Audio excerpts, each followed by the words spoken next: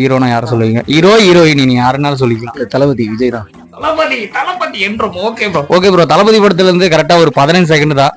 15 செகண்டுக்குள்ள வந்து நீங்க ஒரு 10 பேர் சொன்னீங்களா எங்க சேனல்ல இருந்து நான் கிளிக் பண்ணுவோம். நம்ம மூவின ட்ரை பண்ணலாம். என்னடா நடக்குதுங்க?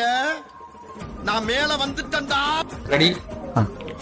கத்தி, துப்பாக்கி, நண்பன், மெர்சல், தெரி, துல்லாத மனமும் துள்ளும், வசீகரா,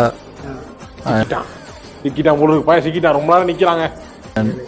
பிரியமானவர்களே, சச்சின், கோட். முடிஞ்சிருச்சு.